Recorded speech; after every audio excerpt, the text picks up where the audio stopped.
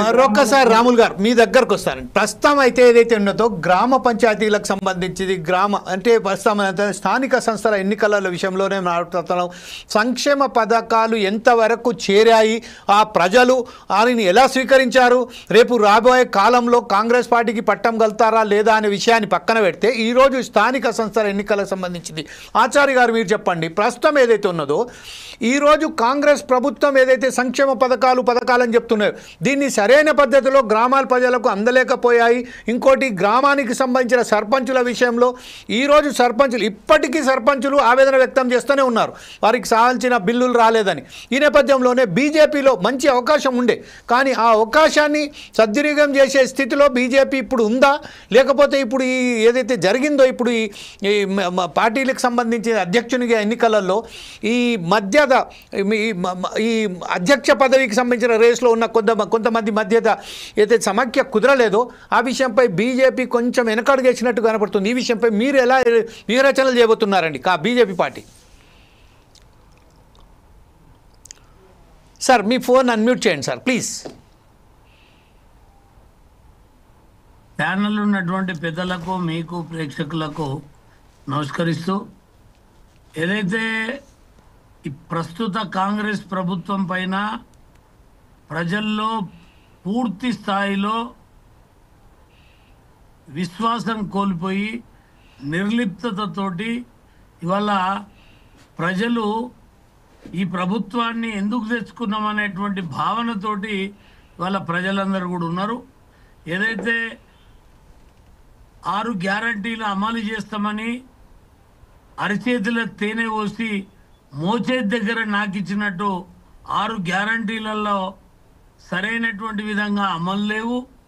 రెండవది 420 హామీలు ఏదైతే ఆ హామీలను కూడా ఈ యొక్క ప్రభుత్వము ఏదైతే సరైనటువంటి దిశలో ఏమాత్రం కూడా అమలు పరచలేదు. కాబట్టి ఇవాళ ప్రభుత్వ పూర్తిగా వైఫల్యం చెందింది. కాబట్టి ఇవాళ కాంగ్రెస్ పార్టీ ప్రజల దగ్గరకు ఓటు అడిగే పరిస్థితుల్లో లేదు. కాబట్టి ఇవాళ గతంలో ఉన్నటువంటి సర్పంచులు ఎంపీటీసీలకు పనుల విషయంలో కానీ బిల్లుల విషయంలో కానీ కాలయాపన చేసి బీఆర్ఎస్ ప్రభుత్వము వాళ్ళని ఇవాళ దిక్కులేని పరిస్థితికి తీసుకొచ్చిన బీఆర్ఎస్ పార్టీ ఇవాళ కంటిన్యూషన్గా కాంగ్రెస్ పార్టీ ఏదైతే వాళ్ళకి ఇవ్వాల్సినటువంటి బిల్లులు ఇవ్వక ఇవాళ దిక్కుతోచని పరిస్థితులలో సర్పంచులు ఏదైతే చిన్న కాంట్రాక్టర్లు అగమ్య గోచరంగా ఉన్నది.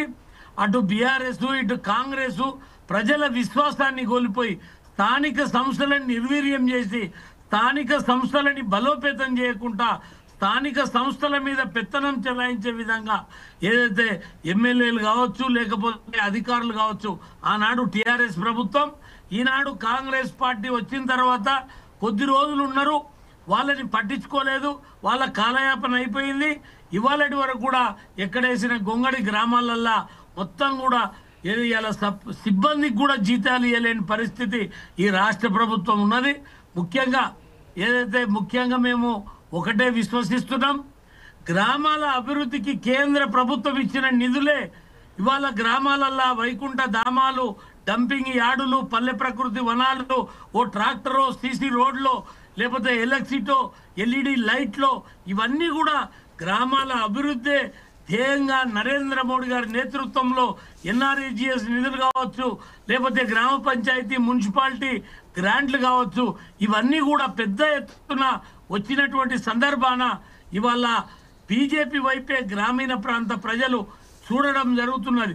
ఏదైతే మీరు ఇప్పుడు చెప్పినరో జిల్లా అధ్యక్షుడు, కొత్త అధ్యక్షుడు, రాష్ట్ర అధ్యక్షుడి విషయంలో ఏదన్నా ఉంటుందంటే ఇవి స్థానిక ఎన్నికలు, ఎవరిదో ఇవి రాష్ట్ర అధ్యక్షుని గురించి ఎన్నికల మీద ప్రభావం పడే అవకాశాలు ఉండవు.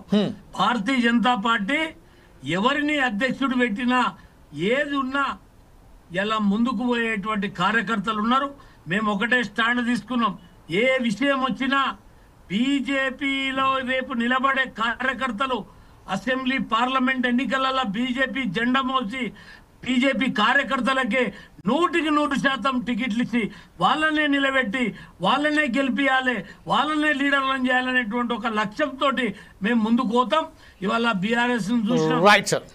తెలంగాణ ఉద్యమంలో పనిచేసింది ఒకరు, అధికారాలకు వచ్చిన తర్వాత టికెట్లు ఇచ్చింది మరొకరికి. ఇవాళ కాంగ్రెస్ కూడా టీఆర్ఎస్లకి వెళ్ళి వస్తారా లేకపోతే ఇతర పార్టీలకు వెళ్ళి వస్తారా అని చెప్పి ఇవాళ వాళ్ళు ఆలోచన చేసి ఏదైతే టికెట్లు ఇస్తారో మేము ఒకటే నిర్ణయం చేసుకున్నాం, సంపూర్ణంగా బీజేపీ జెండా పట్టిన కార్యకర్తకే బీజేపీ టికెట్ ఇచ్చి బీజేపీ నిలబెట్టి బీజేపీ గెలిపియాలని మేము కృతనిశ్చయంతో పనిచేస్తాం. Right sir. ఇదే విషయంపై మనం ఒకసారి లక్ష్మీ నరసింహారెడ్డి గారి దగ్గర వెళ్దాం.